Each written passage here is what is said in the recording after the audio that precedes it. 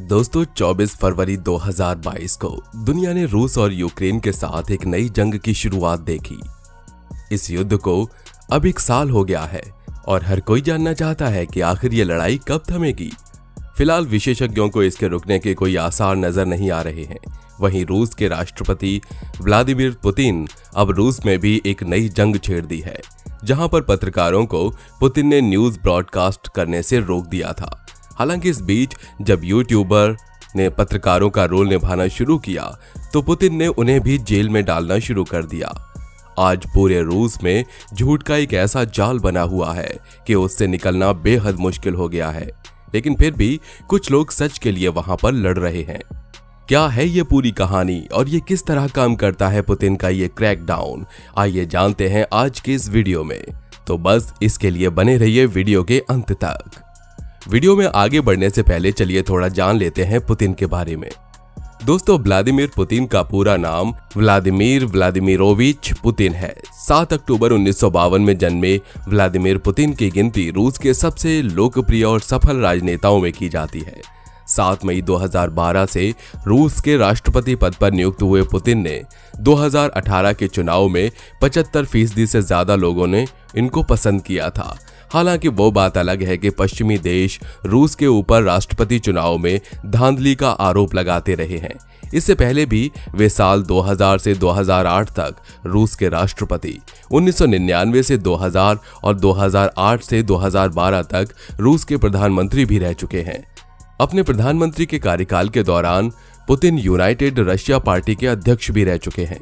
इस पद पर वर्तमान में रूस के पूर्व प्रधानमंत्री और वर्तमान में रूसी संघ की सुरक्षा परिषद के उपाध्यक्ष दिमित्री मेदवेदेव नियुक्त हैं।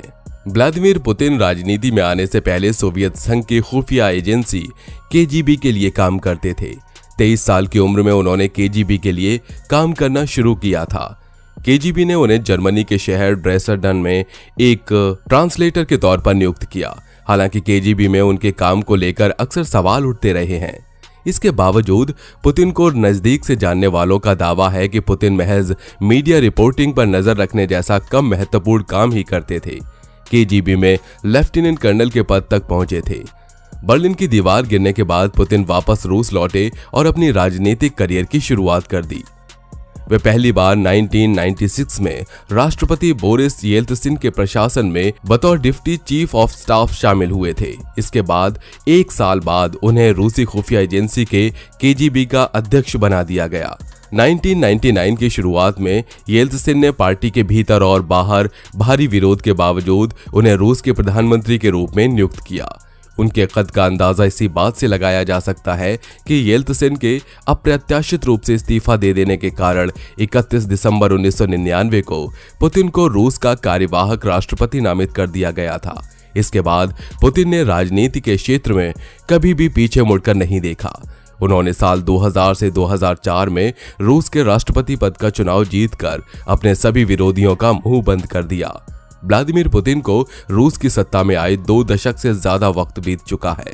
दिसंबर 1999 में पुतिन प्रधानमंत्री बने थे। इसके बाद 2000 से लेकर 2008 तक राष्ट्रपति रहे। उस वक्त रूस में राष्ट्रपति का कार्यकाल 4 साल का ही होता था, जिसे 2008 में बढ़ाकर 6 साल कर दिया गया था। क्योंकि पुतिन 2000 से लेकर 2008 तक लगातार 2 बार राष्ट्रपति रह चुके थे, इसलिए अब वो तीसरी बार राष्ट्रपति की दावेदारी पेश नहीं कर सकते थे। इसलिए 2008 से 2012 तक पुतिन रूस के प्रधानमंत्री पद पर रहे। इसके बाद 2012 से अब तक राष्ट्रपति है। हालांकि अब पुराना कानून हट चुका है, इसलिए 2024 में पुतिन तीसरी बार भी फिर से राष्ट्रपति का चुनाव लड़ सकते हैं। हालांकि पुतिन ने एक और नए कानून पर हस्ताक्षर कर दिए हैं। इस कानून पर हस्ताक्षर करने के साथ ही पुतिन के 2036 तक रूस की सत्ता में बने रहने का रास्ता साफ हो गया है। पुतिन की सेंसरशिप का सबसे बड़ा नमूना आपको देखना है तो किसी भी रशियन यूट्यूबर या टीवी चैनल को देख लीजिए। वहां पर वो लोग यूक्रेन वॉर को एक वॉर भी नहीं बोल सकते, उन्हें उसे रूस के स्पेशल मिलिट्री ऑपरेशन कहना पड़ता है। अगर वो इसे वॉर कह देंगे तो उन्हें डायरेक्टली जेल हो जाएगी। लेकिन बात सिर्फ इतनी ही नहीं है। आज पुतिन की सेंसरशिप इस लेवल पर पहुंच गई है कि जो भी पुतिन के खिलाफ कुछ बोलता है उन्हें एक लिस्ट का हिस्सा बना दिया जाता है जो पब्लिकली अवेलेबल है। इस लिस्ट को फॉरेन एजेंट का लिस्ट बताया गया है।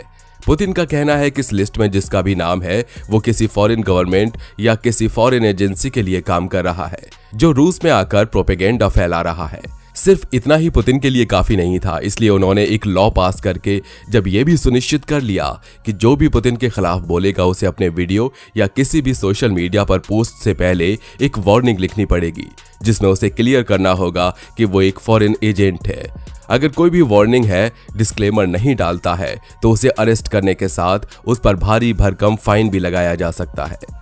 जब रूस में सेंसरशिप का दौर चल रहा था तब अचानक से लोगों ने रियलाइज किया कि YouTube एक ऐसा प्लेटफॉर्म है जहां पर पुतिन उन्हें सेंसर नहीं कर सकता और इसीलिए लोगों ने ये रास्ता अपनाया। इस रास्ते पर चलने वाले पहले शख्स का नाम था एलेक्सी नवाल्नी, जो कि पुतिन के मेन पॉलिटिकल ओपोनेंट के रूप में खुद को रखते हैं। नवाल्नी के YouTube वीडियोस पर 4 करोड़ लोगों ने देखना शुरू कर दिया जिसमें उन्होंने पुतिन के करप्शन को एक्सपोज किया। हालांकि बाद में नवाल्नी को जहर देकर मारने की कोशिश भी की गई। नवाल्नी के पॉपुलर होने के बाद कई सारे और YouTube पर यह करने के लिए लोग आगे आने लगे। बहुत सारी जर्नलिस्ट ऐसे भी थे जिन्हें पुतिन के खिलाफ बोलने के लिए नौकरी से निकाल दिया गया या फिर उन्होंने खुद ही दबाव में आकर नौकरी छोड़ दी, या फिर ये सभी जर्नलिस्ट YouTube चैनल बनाकर पब्लिक को अवेयर करने लगे थे। यूं तो वहां YouTube पर रशिया के प्रोपेगेंडा चैनल का भी अकाउंट है, लेकिन उनकी वीडियोस पर डिस्क्लेमर नहीं आता है कि वो एक फॉरेन एजेंट है। इसी वजह से कई समझदार लोगों को पता चल गया कि ये एक जोक बन गया है कि जिनके आगे फॉरेन एजेंट वाला डिस्क्लेमर नहीं है, समझ लीजिए कि वो झूठ बोल रहा है। लेकिन सेंसरशिप की हदें बहुत बढ़ चुकी थी।